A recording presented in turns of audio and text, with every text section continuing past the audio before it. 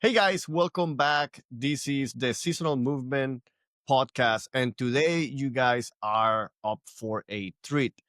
I have Dr. Robb Kelly on the other line. He's in San Antonio, Texas, and I swear he was in England, but he has offices all over the world. One of them is still in Manchester. You guys are up for a treat. So personally, for years, I thought that willpower was the answer. I thought that pushing harder, think positively, but honestly, like nothing really come to realization until I realized that my biology, my brain, they weren't just broken. I was just misaligned. Like I didn't really understand it well. And today, our guest, Dr. Robb Kelly, has been called the Dr. Ramsey of recovery. He's brilliant, and today's are you guys are up for a treat. So he's helped thousands to find freedoms from addiction and not just from trauma, but on rewiring their brain and understanding neurochemistry.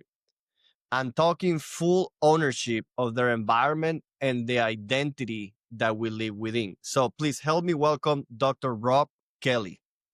Thanks, guys. Great to be here, Ruben. Thank you, man. Dr. Robb Kelly, I have so many questions and I am extremely excited. So I'm going to start with what I really, really am curious about to take your take on, which is that I used to think that seasonal affective disorder, ADHD, and even like, addictions were like a character flaw.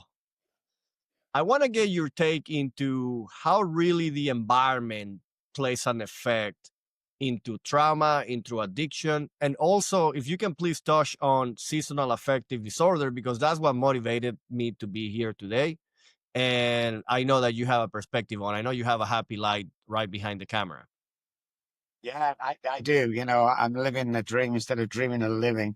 I suffer from light deprivation. It's the same thing. It's when it's dark or it's cloudy. This is why Texas, I love Texas. My mood changes. My mood disorder changes.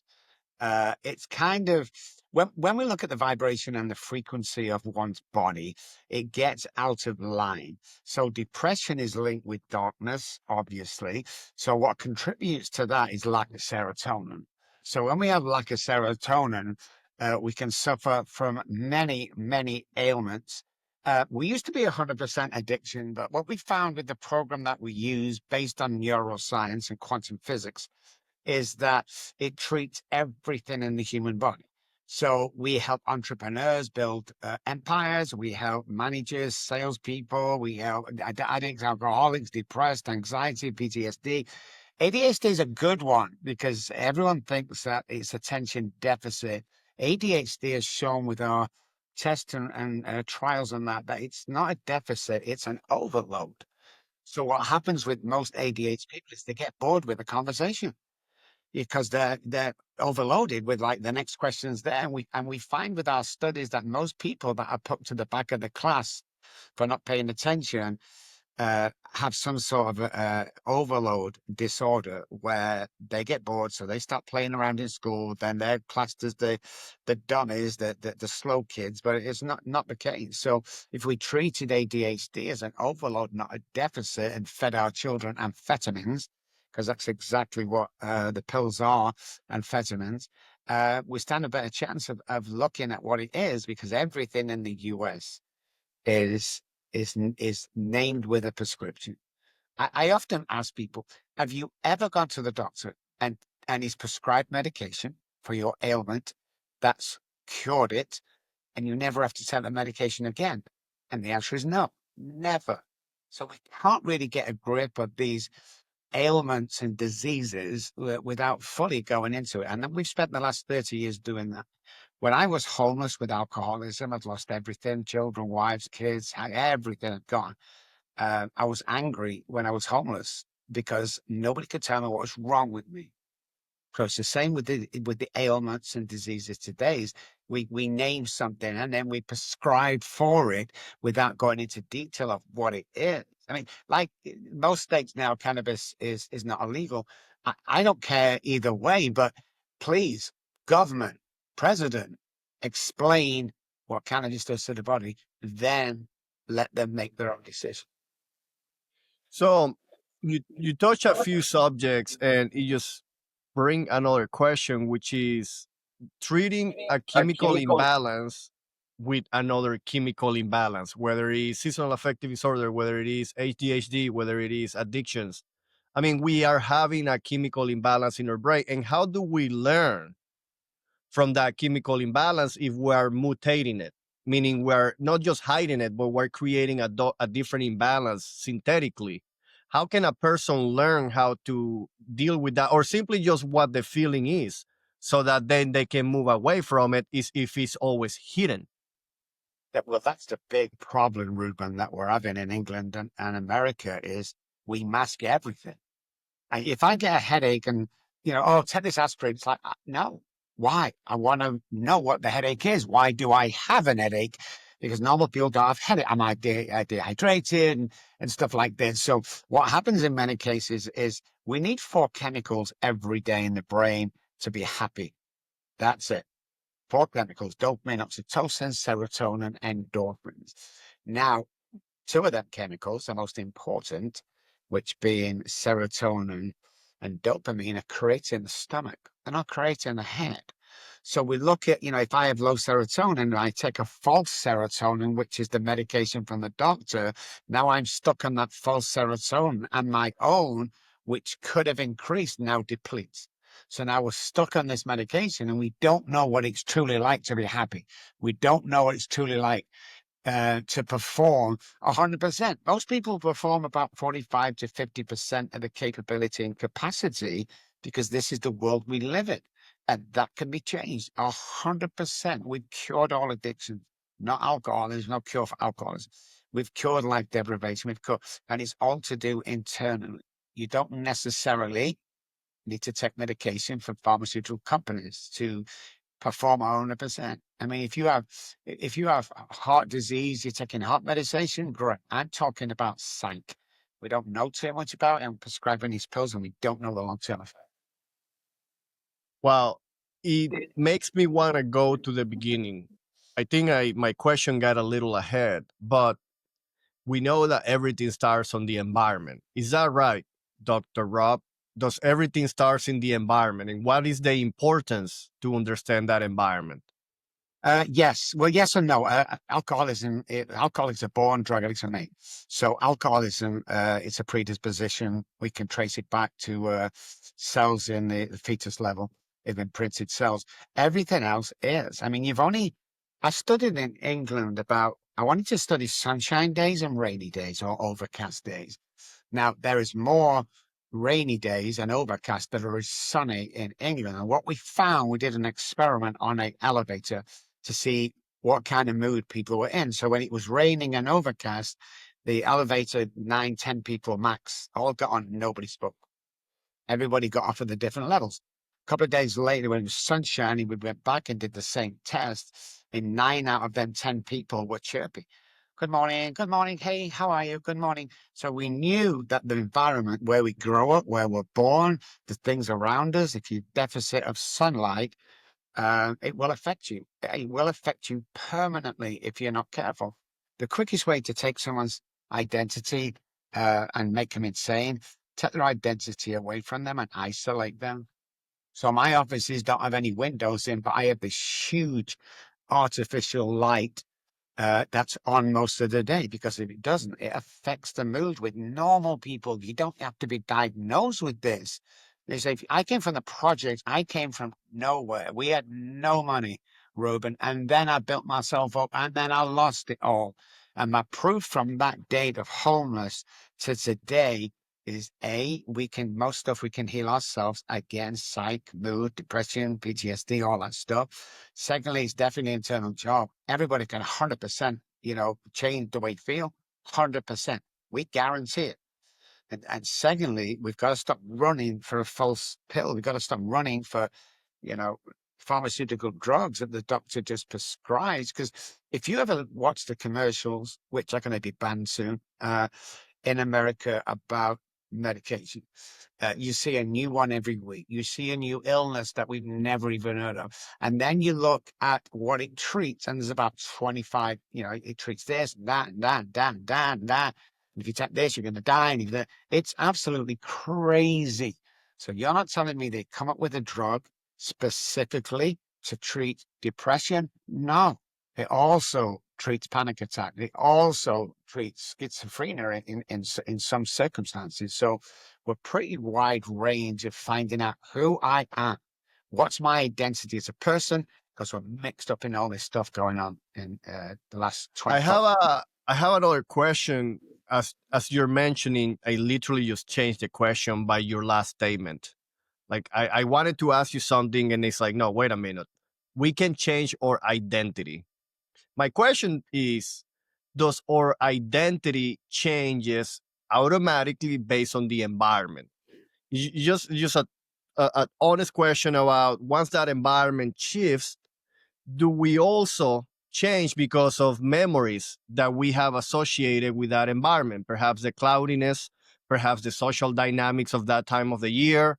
Is there an actual identity shift that happens, like a new neuropath turns on and we change? Does that happen? Yeah, it does happen. It really does happen. So we can train the mind to tell the brain what to do. We know that neuroscience tells us that. But yeah, it definitely does. The environment will change the way you feel, the way you act, the way you go up. Certain environments will dictate when you're going to die, if you're going to have cancer, if you're going to have ailments around that. So I would say 100% it affects with the environment around you. So going back to epigenetics, the environment triggers the gene expression, and then a memory, right? Like a memory that has a lot of emotion to it will trigger a response or a craving. Can Yes. we go through that habit loop from a from your specialty, like what the way that you look at it that is unique, that can help us rewire our identity and become a better human being? Because for anyone watching, if there's one thing we have in common is that we want to be better. And I think that understanding the habit loop with such an expert will be amazing for us to get. Some of our pathways and patterns and routines come from childhood, caregivers, people around us as we grow up. So we learn patterns, we learn different ways to do things, what to do and what not to do. That's just the growth as we grow up. As babies are born with two fears: falling, loud noises. That's it. The rest are man-made. So the environment is very important. If a child is drawing on the wall and mum walks in and screams at that child, and what are you doing? The child's going to slowly but surely withdraw from drawing, period. Whereas if the child's explained to that it's not, you're not supposed to write on the walls, but let me get you some crayon box or something, and you can express yourself through there. So little things that we pick up as child. We look at mom more than dad, because in the old days, dad was always at work. When the thing, how we learn patterns in the brain is when mom says, "Don't touch the stove because it'll burn you." What do? We touch the stove and it burns them. What happens there is the child believes that everything that mother tells them is true. So that's the first basis of learning stuff around environments and neural pathways. There are more self-sabotaging neural pathways as a human being, because we all have childhood trauma. If you haven't cleared it up, your life will be suffering somehow today. The idea is to retrain them thought patterns. So if 300 neural pathways die every single day, which they do, what are we replacing them thought patterns with? So with everything you've said, it's the new environment, it's who we surround ourselves with.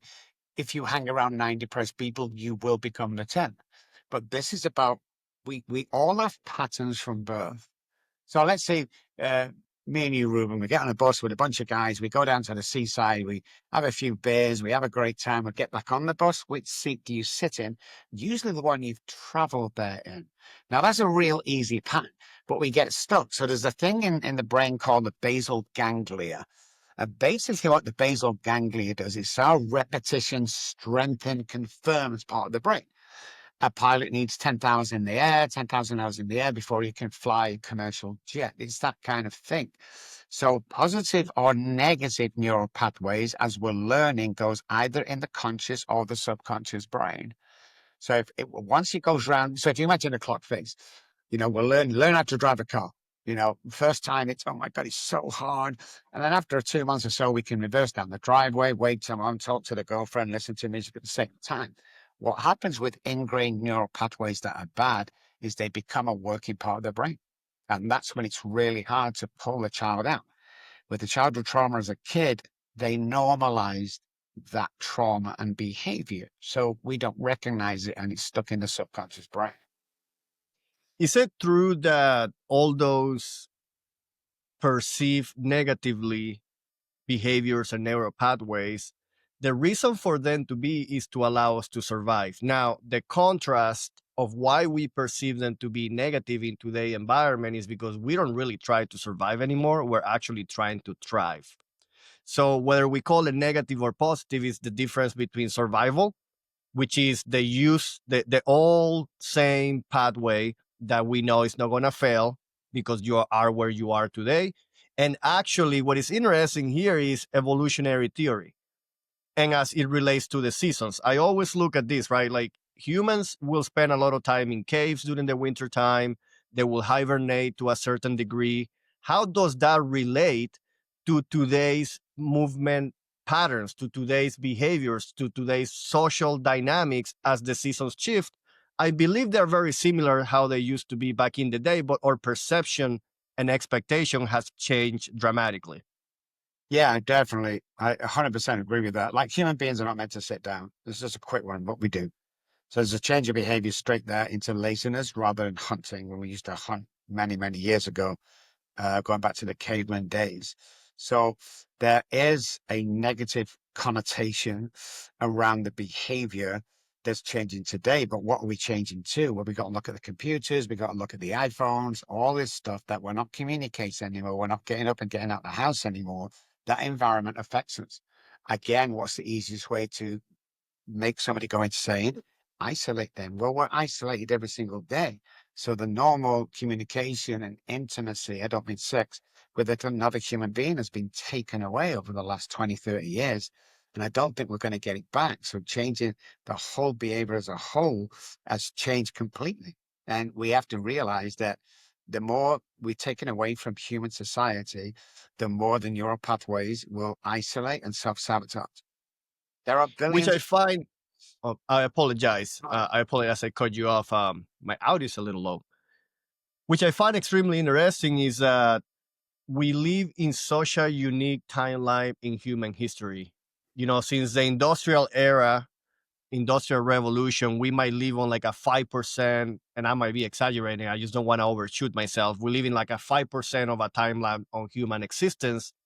And I always wonder how many of us realize that we're in such a unique new environment, that technology has been able to thrive so fast over the last, 5% of our existence, that our brain hasn't adapted to it. Like evolutionary wise, it takes so long for any creature to evolve, but our environment is evolving at such a fast pace.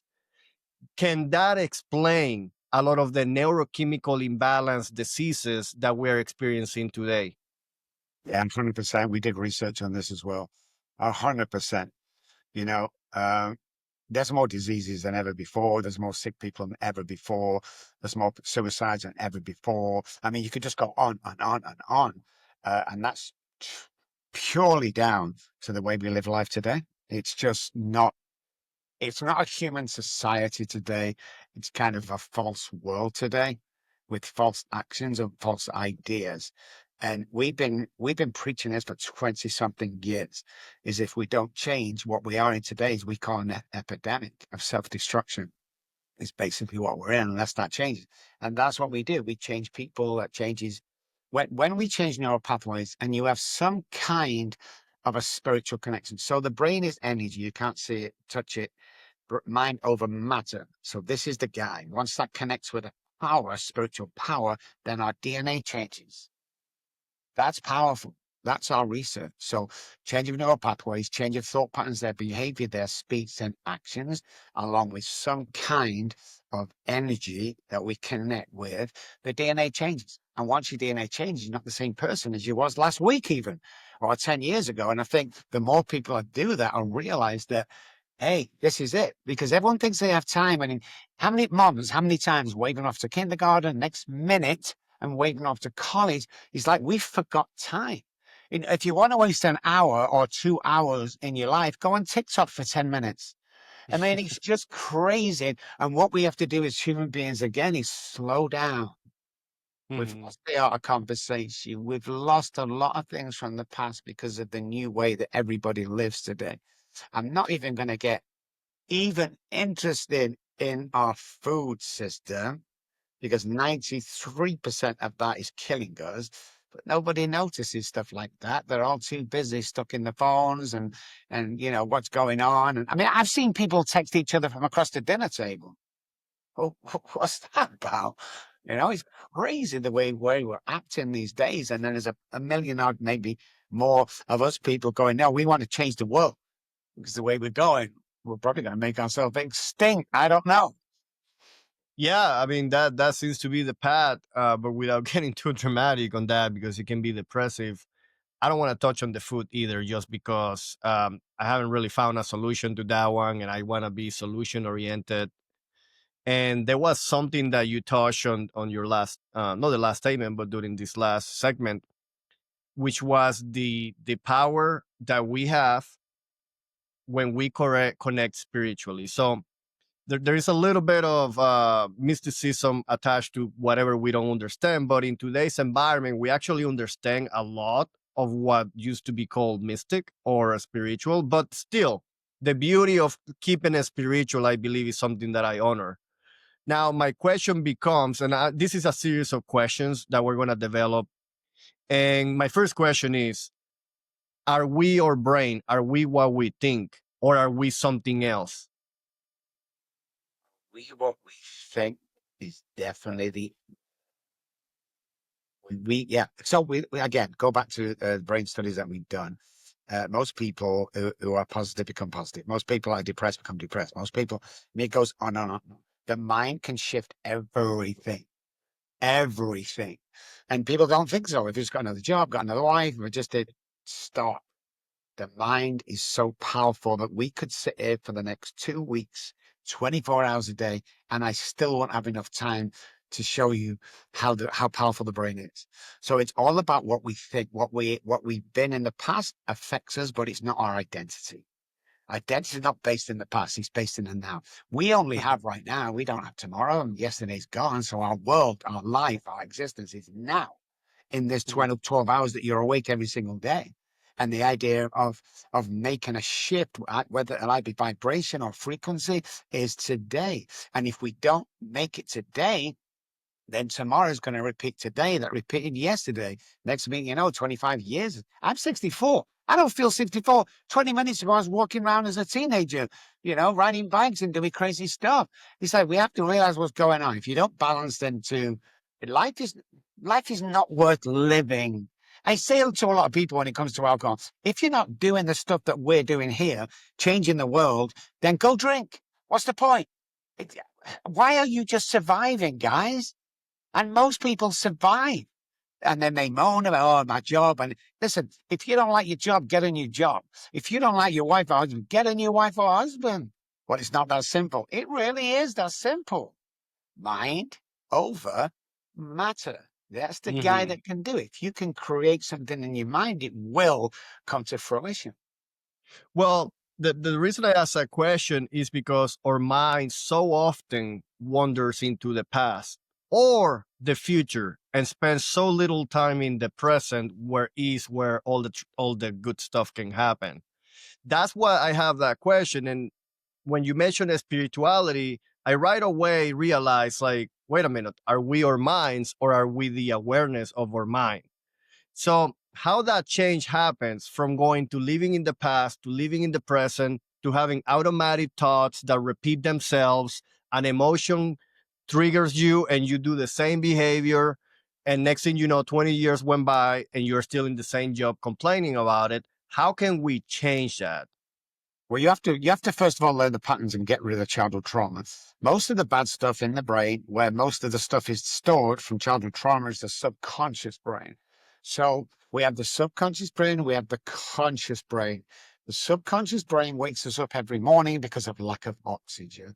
So on a normal circadian sleep pattern, between the hours of 2 and 5 is when most people die of natural causes. Also in the body's at its most rest. So we have to be real careful. But when we wake up, the subconscious mind's there.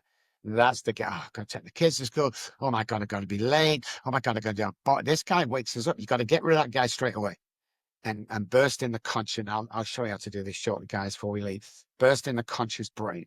When we're coming out the conscious brain, it is the now. But when the prefrontal cortex in an ordinary person, just let's say an ordinary person, when the prefrontal cortex, which job is to come up to a solution in milliseconds, which is amazing at doing, the only problem is it doesn't have to be the right answer. It can be any answer. So if the prefrontal cortex is trained to go back, childhood trauma, into the subconscious brain, then the thought pattern to react is going to be negative. So if we could swap them around and come on, then most of the ideas today and choices are going to come from the conscious brain. Conscious brain is our friend. The conscious brain thrives on oxygen, absolutely loves it. Subconscious thrives in hypoxic situations. So if we do that and start the day well, then we stand a good chance. We have a great routine. We tell everybody to do every single day. And if you do it and follow 2 or 3 instructions during the day, you can have a fantastic day. I mean, Watson, I don't have bad days. I haven't for 20 odd years. Now I have days better than others. I don't have bad days. And I know hundreds of millions of people like me refuse to have that. Once you take control of the mind first thing in the morning, once you connect and plug into that energy outside us, you can't have a bad day. You also can't fail in most things that you do. Unless the spirit or someone has a better idea of, or a better job or a better girl, whatever, and then it's learning experience, like J.K. Rowling would tell us, or the Beatles, is the first 10,000 pictures are usually rubbish. I find interesting yesterday, two people came to me. I mean, I came to them, I talk, I asked a question, and they say, well, it was something related. Actually, today somebody said it again. It's just some people not just have bad days. Some people already think they have bad seasons. Oh, I hate the winter. Oh, I hate the summer. That, I believe, is even a magnified version of having that negative mindset when you wake up and you are calling in Yes. 3 months of misery on yourself. Yes. Yes. At How often last, you somebody hear gets that? it. Yeah. Wow. And I know that, and we're gonna touch on meditation. I mean, we're gonna go there. Because I know that that is a very powerful tool. I did my meditation this morning, and um, again, it's just such a powerful way to create our future from to create our present, not from the environment, but from whatever environment we create in our mind, from an emotionally charged memory that we're creating in the moment. So we're gonna go there. That is a proven way of doing it. And I know, Dr. Robb Kelly, that you leverage that you have your own method, and I want to go into it deep. But before we go there, I am very curious of how to work it the other way around. Meaning, you can have an immediate epigenetic change when you envision and you practice and you go to that place in the present, you feel that emotion and you do that constantly. You can have that epigenetic change immediately. Now, what I'm curious is the other way around. When you get to understand that environment, and when we talk about seasons, which is what I do, is looking at that environmental season specifically, understand how those neurochemicals and hormones will react from that environment, and then working our way into behaviors, sleep, exercise, nutrition, outdoor connection, relationships, and novelty. And then obviously daily parasympathetic and sympathetic balance. When you do that, is that there also a way to achieve epigenetic changes? There is, of course. Yeah. I mean, I've studied under Professor Jirtle, Jirtle, And he is the grandfather of epigenetics. He's the guy that got it all going in the early days. Professor, absolutely crazy guy. It's amazing when you get into epigenetics. But I want to just go back to the thought patterns again. When somebody comes home from work, so they've had a really bad day, we question them. And what we find out, Ruben, is it wasn't a bad day. It was 5 minutes. Let's say he's strung out all day because of past trauma. So nobody really has a bad day as such. We just live in that misery because of preconceptions from our childhood trauma that this is the way I'm supposed to feel. I can't feel happy because this is like mundane. This is how I was taught to do. And the other thing is, when people get up with past experience, it's learned behavior. I don't like winter. I hate winter. That's an enmeshment and a learned behavior. I mean, if you get up and say that thing first thing in the morning, guess what? You're right. If you get up and say, I love winter, guess what? You're right. It's like there are ways around the light deprivation. There's a way around the freezing cold or anything that winter brings, or autumn or any other season that you dislike. It's not the season, it's you. It's not the addiction, it's you. It's not the spiritual, it's you. It starts with your perception of what is going on in your environment around you. If you're not the person changing the environment around you, then who is? Who is? It's got to start with you. And you can change. We use silly things like snapping a rubber band on the wrist, sparking in neural pathways, and all of a sudden they've diverted away. There's a 7.3 second rule that we have that you can change in them 7.3 seconds. And try it, guys. Just try it. Two ways. Either way you want to go, snap the band and do 20 exaggerated breaths in and out. We only breathe 45% of our lung capacity. Where's the other 55%? Well, the only reason you feel good doing breath work, training, cycling, running, it's not the exercise. It's this in between. Because we're filling every single cell. We only breathe 45% of lung capacity. How do we expect to perform 100% or only breathing 45%? So the presence of oxygen equals the lack of disease. And not a lot of people know that. Well, I've done my breathing, but do you do it correctly? That it alters your state, that it alters your cells. It instantly will make you feel amazing because this is normal. This is how a human being is supposed to be.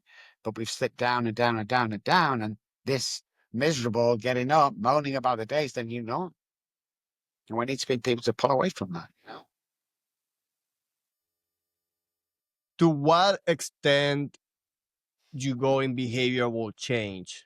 Because again, I know that we can achieve that immediate epigenetic change when we do the proper breathing through a meditation, but also you mentioned exercising, nutrition. What is your, perhaps an athlete comes to you, a celebrity, and wants to be 100%? What can be a path to take to achieve that? We tell somebody, we tell our patients every morning that it's let's suck each out of trauma and all that great stuff. But let's start tomorrow, guys. You want to change from tomorrow, this is how we do it. Everything is in patterns, whether good or bad, it's in patterns, how we learn stuff, from birth. And it's about recognizing them patterns are either good or bad. And if they're bad, we need to change them. How do we change them? Okay, we get up tomorrow morning, and before we do anything, we take 20 exaggerated breaths in and out. Like this, okay? You're going to go dizzy, sit on the bed, all right? The body's just received oxygen like it's supposed to receive many, many years ago, okay? And then go into the bathroom, patterns. Let's change pattern. Either good or bad, let's change them from the routine. If you brush your teeth with the right hand, you do a week on the left, week on the right, week on the left, and a week on the right. Now then, let's look at the environment we walk out to. I need to stand 6 feet away from the mirror and say, I love you. That's all. Start stuffing the subconscious brain, but don't stand less than 6 feet away. Because when we get up, we're doing our shaving or women doing the makeup and we try and do it, then we see all our blemishes. That's not how the world sees us. When's the last time you went into the office? Hey, Jimmy, great to see you. We don't do that. But there's an optical illusion where you step 6 feet away that all the blemishes disappear. That's how people see you. And it's amazing when you go out in a great mood or you have a little pop in your step, and it's amazing how your whole environment seems to change. It doesn't really, it's just you. So no matter what goes on out there today, I feel great today. Try and micromanage that feeling of feeling great. What is feeling great? It's like everything's falling into place. Everything else the same as it was yesterday. What's changed in you? And you'll find out that everything we just talked about can be done in seconds or minutes to go out. And the more we do it, basal ganglia, the more we pick it up, the more it becomes an immediate reaction to us to go out and have that amazing day and do things we're not supposed to do. And when I say that, I mean, a guy from the projects is not supposed to be where I'm sitting now. A guy from the projects is not to, build huge multi-million-dollar companies. We're not meant to do that. So do something every single day we're not supposed to do. Smile at somebody, talk in the elevator, apply for that job, date that girl, buy that car, that house, whatever it is, and everything will change around you. It's funny because when I got well, everybody got well around me. Well, they didn't really. It's just because I was well, I had a different perspective. You walk into a room with 9 depressed people, you become the 10th. But if you walk in with normal people in there with a frown on your face, most people are going to frown back. 10 minutes, you walk back in with a smile on your face, most people are going to smile back. It's the mirroring part of the brain. We can create this environment around us that supports our permanent change of mind to the way we feel or should feel. So I guess what you're mentioning reminds me of doing our work, creating space, being on the present, creating that feeling so that then our environment or antenna or our brain, I would like to get on that, how that works, the mechanics of that, a frequency, matching our frequency with our environment. The environment is the same, but now we're at a higher frequency and we see things differently and we attract different things at the same frequency. Can we touch on, we cannot attract something higher frequency than what we are, or essentially I want to know how that happens, because early on you touched the spiritual side is more than the brain, and you touch on something like this, right? Becoming aware of that, I think that's where that magic happens, because there is something about doing, but really how's the mechanic, how it happens? When we meditate, when we listen to music, when we do all these things we know what we got to do, we have a software here. It's called the Breath Box. We have a software. I think it's 680 hertz, but it's subliminal messaging, and main voice and music in the background. So it's subliminal changes. When you go into church, the praise band comes on, do a few songs, you're kind of dancing. That's not the reason why they do it. The reason why they do it is to get you on the same vibration level so that we can hear the message correctly. You see, everything's all around us. We just can't receive it because we're up and down with our moods, up and down. When you start slowing everything down, when you start realizing that you have been chosen for this world for a specific reason, everything starts to shift. And we also can receive a lot better. So I don't I don't believe in God. I don't go to church. I don't read the Bible, but God is my spiritual guy up there that kind of looks after me. I'm studying the sunlight of the spirit all the time these days. But it's important. You can't just get up one morning and go, hey, tell you what, I'm going to feel great today. That doesn't work like that. But once we get into that spiritual side, once we do the meditation and the praying, which is just talking and listening, it's nothing, godly or religious. Got to start tuning out for this, the noise, and start tuning into this.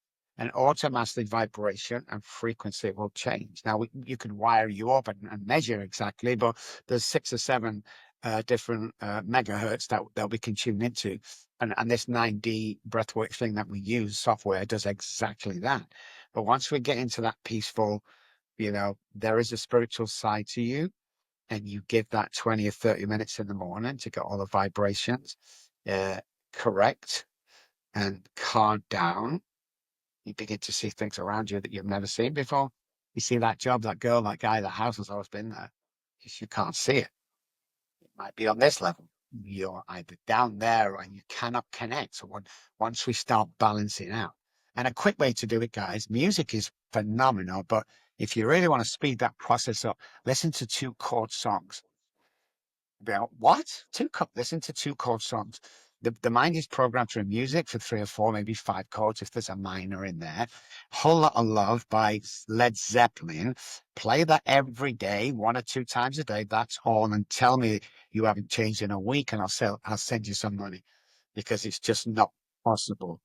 So yeah, that the vibration to receive, but also the vibration to give.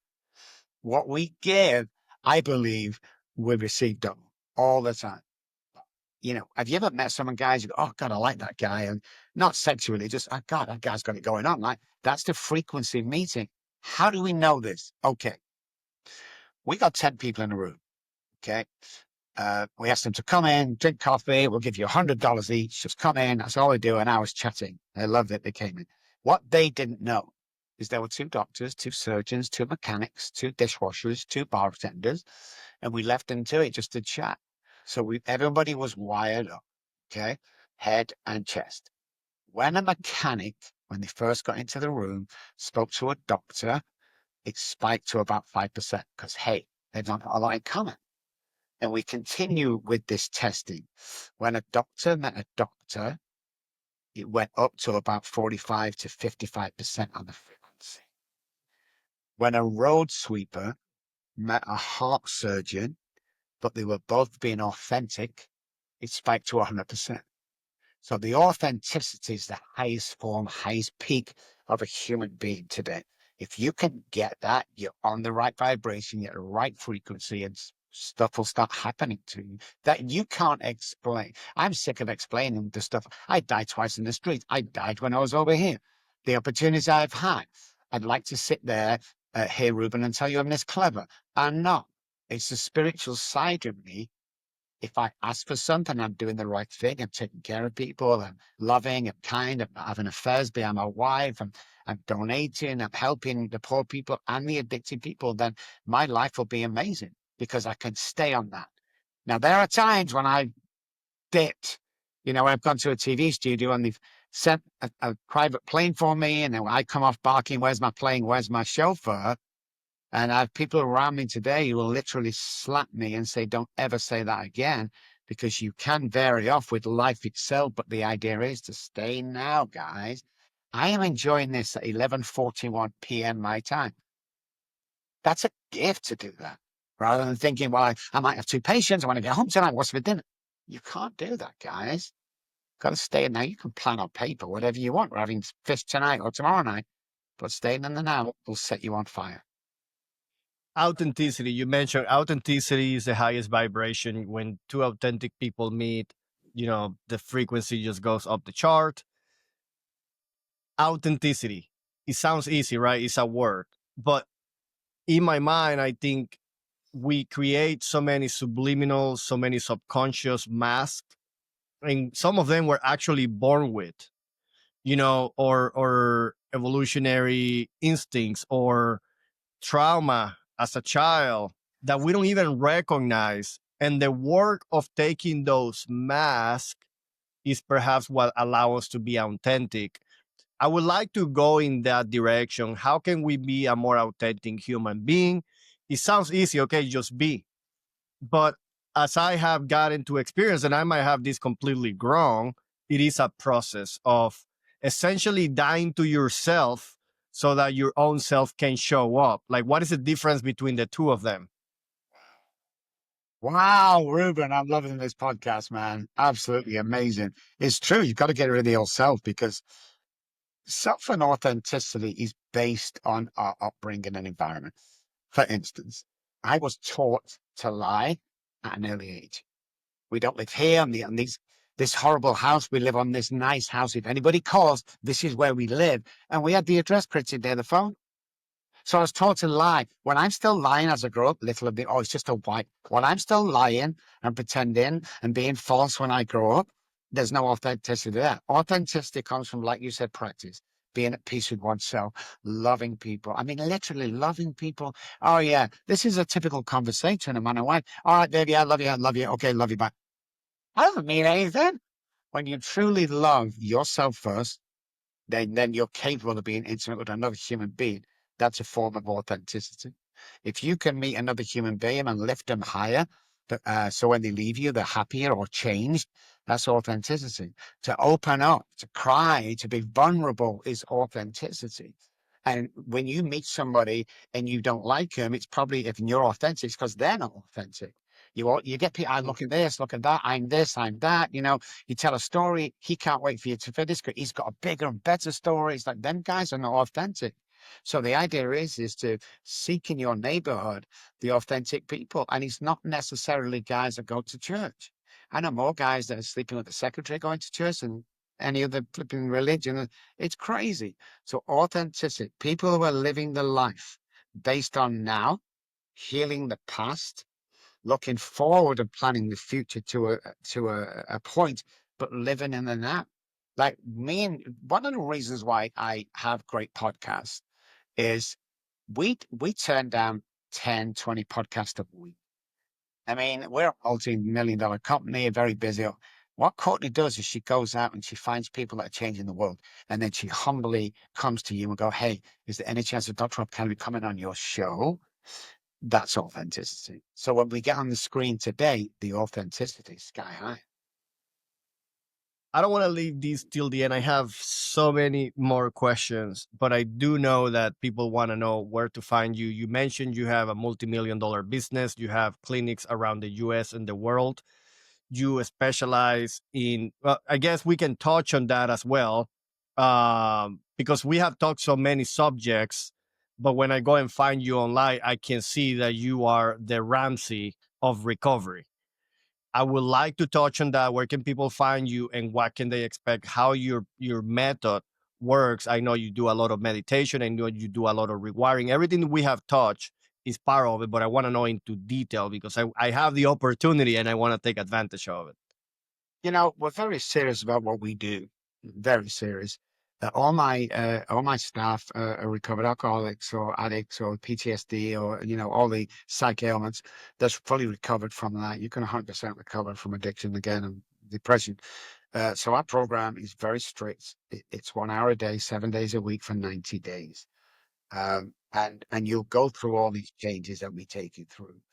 Uh, we believe that a human being can change 100%. I used to offer a money back guarantee if you didn't. My wife moaned at me that I can't do that because you always get one person. We have a 98, 99% success rate with over 11,000 patients. So we're kind of the quiet guys over here that's working with, we 25% of our earnings goes back into communities. 25% of our earnings goes back in. No, anybody with PTSD doesn't pay here. Any of our ex-servicemen does not pay here. If you're a battered wife and you've got nowhere to go, we will provide. There are all these great things that we do to preset that we're a multi-million dollar company because you can't hide that. I'm not bragging. We just are. But we have to give back all of the time. So the Robb Kelly group, we like to say we put families back together more than we cure addiction. Putting families back together. If you want to come and find us, have some fun with us, guys. We have all this social media, robbkelly.com. If you're listening or watching, robbkelly.com. And if you're really struggling, guys, so here's an offer. This is us in a nutshell. Okay. If you're really struggling, guys, if you're in that place where you're going to do something silly, like that permanent decision that you're going to take for a temporary problem, 214-600-0210 is my personal phone number. Now, I don't want guys just calling up saying, hi, God bless you, we love you. But if you're in that state that it's either suicide or calling me, I would rather spend 15 minutes on the phone with you, giving you a pep talk beyond your wildest dreams and hear of your death next week. That's what we're about. If I can help another human being today, we've done our job. Now, I don't know whether you've noticed, Ruben, I'm not selling my book. I'm not saying, come on, we need you. We're the best. Come on, boy. No. If we can change or save a life today, it's our job done. We're out there. Come find us. Come and have fun. It's amazing. Just come and say hi on all the platforms. And I'll tell you something else we'll do as well. Again, if you're in America, guys, there's a book out there I wrote called Daddy, Daddy, Please Stop Drinking. It's the last thing my daughter said to me 30 years ago when they took him off me, the authorities. Let's give 10 copies of this away. So either come in and say the seasonal movement or Ruben or so you, Dr. Robb, and I'll send it to you. I'll sign it personally to you. I'll pay for shipping and everything because it's all about giving back and helping people. So we're gonna have the link on the description for the book and for the website of Dr. Robb Kelly, guys. Check the description down below. We're gonna have that information available just one click away. And then I want to continue with this line of thought. I'm trying not to extend too much into the episode, but as you can tell, we're talking deep, meaningful stuff. So I might go a little 10 minutes over if you allow me, Dr. Rob Kelly, because I do have a few questions that I think will land the episode in an actionable manner. That's the reason why. So we were talking about being authentic. In order to do that, you live in the present, you're true to who you are. There is a process to get there. Now, what is that result of being authentic? So we already talked about a higher frequency. We already talked of the benefits of a higher frequency, but from a brain perspective, I know that it can be seen from different perspectives. So I have one of them, which is what is that chemical balance that allow us to be in that state. I think we're getting into parasympathetic, sympathetic systems, and also a chemical balance. You talk about the hormones, neurotransmitters we have to have on a daily basis, but how does that look that from that perspective, and also from a wave perspective? I know that we experience different waves of thinking. I want to know how being authentic looks from those two angles. To be authentic, really authentic, you've got to look deep down and deep inside. So I mentioned the four chemicals before that happen: the dopamine, oxytocin, serotonin, endorphins. Two of them created in the gut, like I told you. So if you're not eating correctly, you're not going to be 100% happy. Crazy enough, but that chemical imbalance can change as we go along, and it can change because again the serotonin. So if you're taking depression med, there is at a certain age the chemical imbalance there, just because of the stuff we're either eating or we're not eating. Nothing we eat gets put into our body and used in the source that it goes in. It has to be methylated into the fuel that we can use. Problem is, if it's not methylated, then there becomes a deficiency. That deficiency will cause cancers, depression, all that great stuff. So you have to realize who you are, first of all. So if we're getting all them brain chemicals going every single day in a happy balance, the authenticity will come. You see, I have what I believe and not a lot of people have, and that is enough. I have enough, which makes me authentic. I'm not got nothing to prove to anybody. So we have a line, we've got nothing to prove to anybody today. From today, nothing to prove to anybody. And by doing that, the chemical balance, especially with the stuff we eat, the exercise, the meditation, will all fall into place. And everything will slow down. You'll make more friends. You'll connect more on a real loving uh, level. And it is a different feeling completely to the crazy world around us and the noise and everything. If you want to be in that state, you've got to get rid of the noise and you've got to be true to yourself. And everything will fall into place, guys. I mean, people go, you've got to do the next right thing. Well, that's kind of right, but what is the next right thing? And it all comes here. It starts here. If I've been brought up all my life because I have a depression mom and my dad's depressed, I'm going to be depressed. You really have to look deep down inside and realize, what do you want out of life? Because you can have anything. Anything. So I have a shameless plug to introduce here, which is that we are all different from each other. We're biologically built differently. We come from the same source, but we have different body types or neurochemical chemistry, or what is quote unquote harmonious or balance, will depend on the individual. It will depend on the season. It will depend on many factors that make you unique.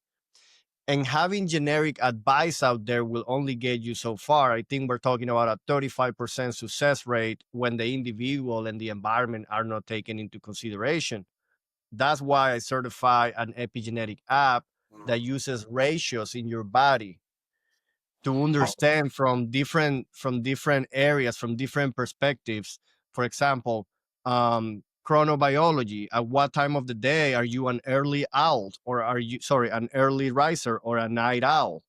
um, it introduces different perspectives to understand you and give you a clear picture, because only until you know yourself, which there is a lot of spiritual that comes to it, But from a medical perspective, from an ancestry perspective, the color of your hair, your eyes, do you have longer fingers? Like, which of your fingers are the longest?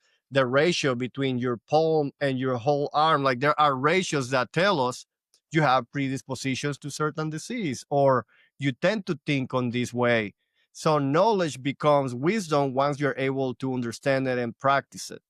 So it's just a shameless plug, guys, because you have that power. You can just hit me up and I can help you understand who you are. That is the power of technology. There is so many bad things that have come with it, the blue light, all that. But with that, we have many benefits. And a few years ago, it might seem like very far away, but the advancements in technology now make it such a short reach. So that's just one plug. Now, one thing that I have understood that comes with body types is that depending of your body type, you actually use different brain waves. Like, you tend to gravitate towards a specific brain wave. And I just have this question, Dr. Robb Kelly, that is that how do you see the evolution towards your own unique, authentic self from a brainwave perspective? Like, is there an evolution when we are in chaos? We tend to think in a certain wave, and then as we keep a little more enlightenment and we keep progressing, becoming wiser, like becoming authentic, who we are, being in connection to our source. Is there an evolution to the symphony and the rhythm within our brainwaves? Yeah, definitely. There definitely is. There definitely is. I think I think the idea is to find your frequency in what you perform the best, and that it's progress. It's not an overnight matter. I mean, you can cure an addiction overnight. Don't let anybody tell you you can't. It's possible. But when we're looking at this, when we're looking at the authenticity, when we look at healing the body from inside out, it is a progress. And then the evolution as we go along, if we can understand one's brain and chemical makeup, it all makes a huge difference to how quick we can do that and how permanent we can do it. People get, you buy a car, you're happy for the day, it's fantastic, it's amazing. Next day, you're back to normal. How can we capture that feeling of that first kiss, of that first car, of that first check for $1 million? How can we capture that feeling? And that's something I want to probably 20 years we've been trying to study, is what part of the brain ignites that. And I don't think we've found out yet. And I don't think anybody's found it. How can we capture that feeling of pleasure, achievement, self-worth, patience, having enough, being content, how can we capture that? Because there's somewhere in the brain that will spark all that off. Can we capture that, and can that become a 24-hour thing in the brain? We're still working on that. Are we describing the feeling of bliss? Bliss, content, peaceful, happy, successful, authentic, all these things together. Like when we are performing at our peak, and guys, we've all done it in the past, that moment, because we find out really quick that money doesn't make us happy. Relationships don't make us happy. Can't make my wife happy. She can't make me happy. It's an inside job for me to be happy and then come together with her. But that little part of the brain, and Gary Brecker, is one of my best friends. He's the guy out there when it comes to changing physiologies and biology and human biology around. He's one of the biggest and best in the world. Is what we have like a competition going, is can we find this area, can we name it, and can we change the world? And unfortunately, we've changed the world to a lot of things in our industry, but we've not captured that all together, all at once, permanently. Because what happens is it's in the conscious brain. So as soon as that spark of dopamine comes, and you carve, for instance, what happens is our normal self, based on our past, goes straight back into the subconscious brain. And all of a sudden, I had this car for a few weeks, and I'm thinking, subconscious brain, where do I get a newer one from? Or this doesn't make me happy. So we're always chasing that next high in our life. And the next high does not Yeah. come from a drug. It comes from the chemical imbalance and the authenticity and the spiritual, the meditation, all at one, where you come all in one place. And I've got to admit to you, the only place I've found that is on a yoga mat. I found that peace. I found that altogether. This is it. When I'm with me, but either myself or a bunch of guys in that room, right there and then, when we pause, I'm content and happy. We need to find out a way to capture that more and then live that 24 hours a day. I think that's the difference between a cause and an effect. Like, because I have that car, I feel this feeling instead of I feel this feeling no matter what I have. And then it just Yes, happens that you have that car. yes, yes. Ruben, I love So that. Shit. yeah, it's just creating that internally. Nobody can give you that joy, that authenticity, that bliss. Nobody can give you that. Just you yourself, not the environment, not a person, not a situation, not especially not an object.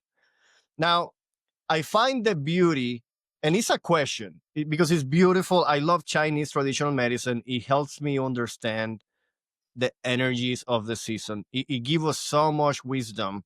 And on the Western hemisphere, sadly, we do have, but we don't have as much as in China, the information, the white papers that we think is an ancient science because it's so old. It was created like around 600 after Christ.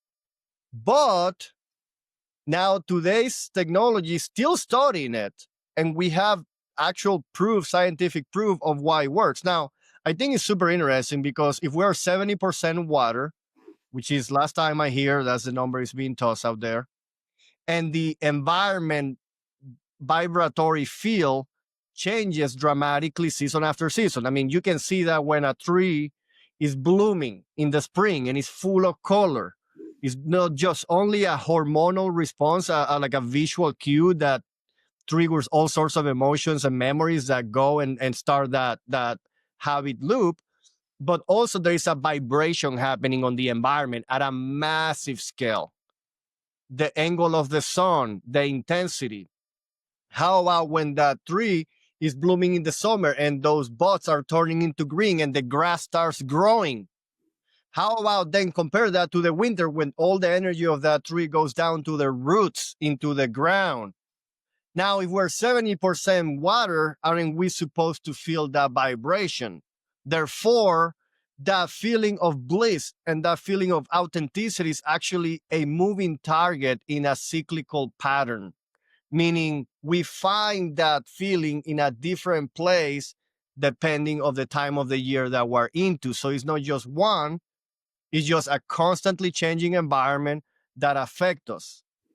And finding that place is like you don't go to reach it on the exact same place every time. It's a moving target. You need to know where to find it next. So I just find that interesting, and I wanted to bring that subject up to light because, again, it's not really an ancient wisdom or philosophy, it's in actual science. I have done thousands of podcasts. I've been on TV. I've wrote books. I have never heard anybody as fascinating as you. I have never heard anybody as close scientifically even to what you just described. It is so true. It's like a live working document. It can change in so many ways. So wow. Uh, So let me bring it to a practical application, which is that we have our habit loop, which is that if you want to create a pattern, you go to that same cue. But it's tricky because that cue is consistently changing. We call them seasons to be able to quantify them, to create patterns, to condense them into a similar pattern. We cannot expect this environment to work on this way during this time of the season. That way we end up with 4 instead of with 365. So the tricky part from a behavioral perspective when you want to create a habit and a routine is that if that cue is moving, how are you supposed to reach it every time if you go to the same place instead of understanding the pattern into how that cue shift in a predictable manner and then going to that place where you know you're going to find it? I think that is really my obsession yeah. when it comes down to understanding how the seasons affect everything of what we have been talking in this podcast. Yeah. Very, very interesting. Very interesting. I absolutely love it. I mean, if the environment's changing, if the season's changing, which they are constantly, how do we adapt to that? Um, From a recovery perspective, I'm always curious. I imagine there has to be a relation with that seasonal cue changing, whether it comes down to a relapse, whether it comes down to a trigger, whether it comes down to creating new behaviors. Because the way I see it is that you can rewire, and now this is when it gets very technical. When you have that seasonal mindset, you essentially are creating a new neuropath, a new neural system that starts in one specific location because you are associating that with that environment. But as the seasons shift, are you creating another neuropath? Are you creating another origin within your brain that then goes from there and it creates branches, right? It's like, are you creating four trees? And I'm just simplifying because there is more than four environments throughout the year. We just call them four seasons. I'm simplifying this. But do we have four different trees in our head and we think that we only have one, perhaps, for every behavior, for every habit, for every routine?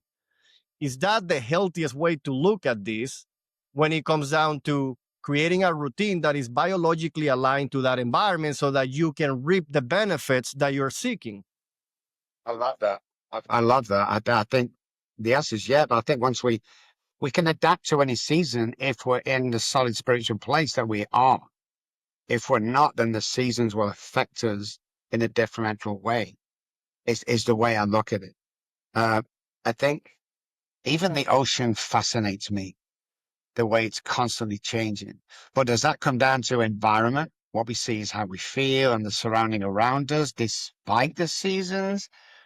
I don't know. I really don't know. I've not studied the area, but it's absolutely fascinating. Because then, So, for example, when it comes down to meditating, we can agree that it is ideally to do it as consistently as we can.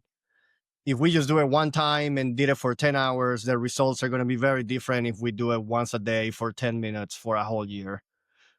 So we're talking that at the end of the day, it comes down to creating some repeatable habits that we can commit to in the long term. And I kind of hate going into the doing because honestly, like, it's just who we are, who we are, who we are. We happen to do what we do. We are who we are, and that's where the identity shift happens, because everything happens from a mindset, which is a neuropath, like a neuropath connect. Yeah, neuropaths. It's just a tree out there. That's a mindset. You can have a positive mindset, and then 5 minutes later, something triggers. You move to a negative mindset, or something triggers, and you move in. You can have different mindsets. You can have a growth mindset, a successful mindset, and then all of a sudden, you go to your house, you have a father mindset. It's identity shift. yeah, So when we also have in our repertoire a seasonal shift, then that allows us to create from that place with the knowledge and understanding that in this season, this is who I am. I happen to do what I do. And what do? I do the same thing most of the time. It's probably 80% similar to what I do in the next season, but the time, the frequency, the intensity slightly adjusts to my environment. Perhaps I go to sleep at 10 p.m. in the summer, but in the winter I go to sleep by 9 p.m. And the reason why is not because I want to, is because I understand that the environment is going to change. The sunset is going to be a lot earlier. The sunrise is going to be different. The amount of light I'm going to receive is going to be different. So I'm going to have more serotonin, perhaps. I'm going to have a different chemical state during this season. That is who I am this season, I, which is different of who I am in the summer. I think So that's just taking it right to the next level, which is brilliant. Absolutely brilliant way to look at it. I want to study that more. But do you think, question for you, do you think the normal average person sees or recognizes the season change because of the environment now and the noise around us? Uh, do they know internally? Because I know that the light and stuff, the cold and warm affects us, but do we that see it with all the noise going on around us today in the modern world? that's where I am now. I have to make people aware that there is a problem because it has been accepted as the normal way of living. This is the difference between me and most everybody, that I moved from Venezuela into the Midwest. I started to feel the winter blues. Then I realized it's just not the winter blues. I also have like summer hypomania, like I go up to the top. And then I realized that's not a way to live. I want to be the best version of myself all year round. I'm not going to take the winter sucks. I live halfway through the winter, but that has seemed to be what most people accept. But the reason why is because they don't realize that epigenetic changes that they experience. Again, it all comes down to epigenetics. The environment is changing, there is a cause, then there is an effect, then they feel the way they feel. But why do they feel the way they feel? There is a mindset to it, but more importantly, there is a behavioral pattern that gets interrupted. Perhaps they like to go to the pool. That's why they feel so happy in the summer. Yeah. Perhaps they get a lot of sun. That's why they feel so happy on the summer. They become victims to the environment once the environment changes, and they don't learn to recognize an opportunity. Everything's been seen from a challenge perspective. Well, I can go to the pool, where I can do this, I can do that. The sun changes, the lighting changes. Basically, there is a chemical reaction that changes. They become victim to him instead of answering the question. How can I leverage this environment for my betterment? For becoming the person I want to be, how do I leverage this environment? And that's when you get into those rhythms. Chinese traditional medicine, the energy. And the energy is like a tricky one. Like the energy is kind of tricky. What is truly energy, right? Like is it like speed plus power? Like what is energy? From a physical perspective or from a spiritual perspective, what is energy? But I have come to identify, due to my awareness of studying this for a decade and a half, of a pattern. There is an absolute pattern that is cyclical, that repeats itself. So my job is to identify that into a framework to allow people to plug themselves into it and recognize their own pattern. Because your pattern in San Antonio is very different than mine in Omaha. It's very different than somebody in Argentina. And then our biology is different as well. That's where the epigenetic customization of human design comes in place. Because how am I going to tell a night owl to go to sleep early, or, it just doesn't work.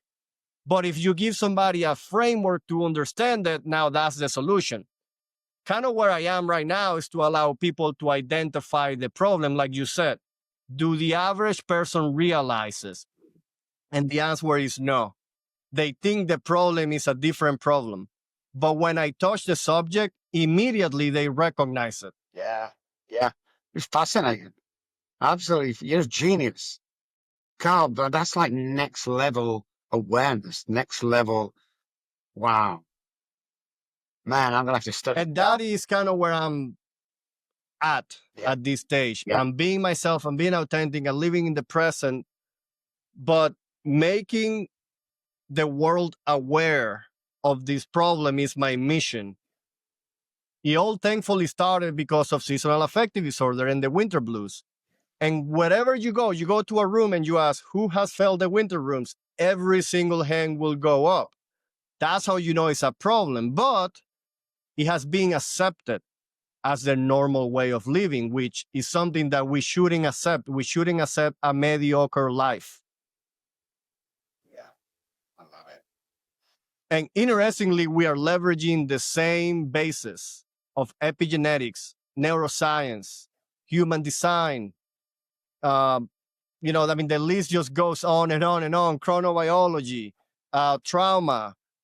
I am one that believes that we haven't touched in this. We probably need to do another episode. Is that trauma is seasonal, because you live that trauma in a specific environment that is going to turn on and off as the year progresses. And you think that you overcame it, and then it catches you by surprise again. Yeah, definitely. It's a bit like if your bad experience at the seaside during the summer was really bad, then you're always gonna look at that and attach that to any summer or beach that you go to in the future. And it's about finding out how we break that, which goes back to the trauma itself.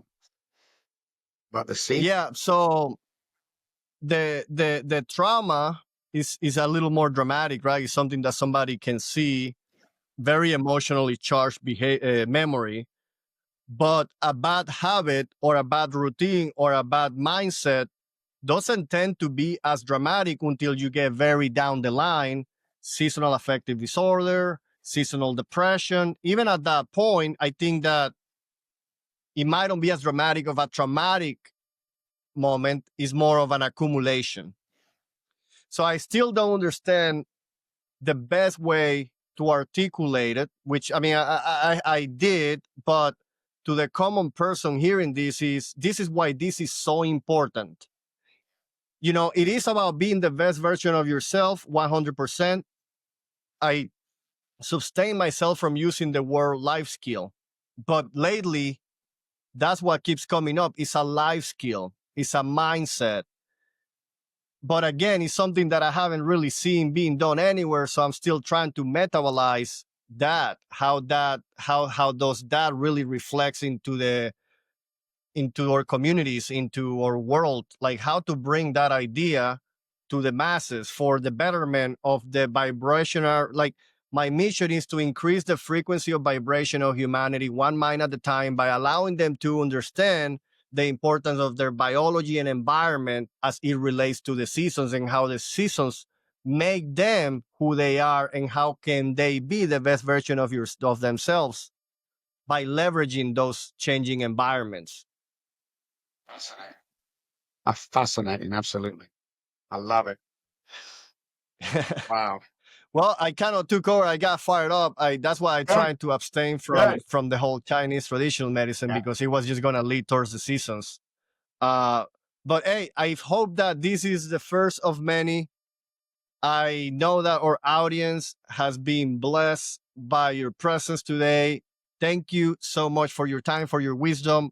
I know that it has been decades on the making. I can feel the authenticity. I can feel the wisdom.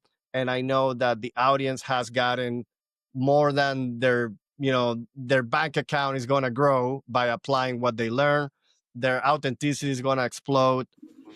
Thank you so much, Dr. Robb Kelly. And if there is one thing you want to leave us with as the week continues, as the days continues, I mean, we already know where to find you, but a last drop of wisdom for today's episode, which I hope is going to be the beginning of the next one.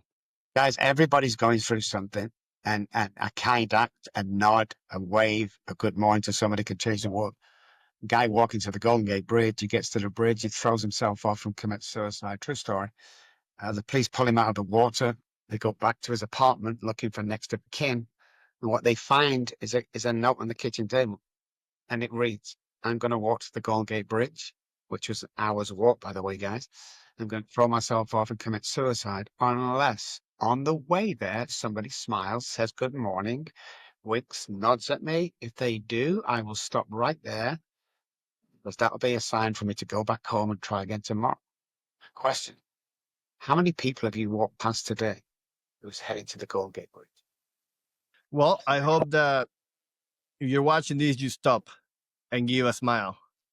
And I appreciate. Thank you so much for your wisdom, Dr. Robb Kelly. I look forward meeting again. Yes, sir. Maybe I become a guest in your podcast. I love to continue to grow a relationship. I truly appreciate you, and thank you so much for your time. Thank you, Ruben. Thanks, guys. Bye bye.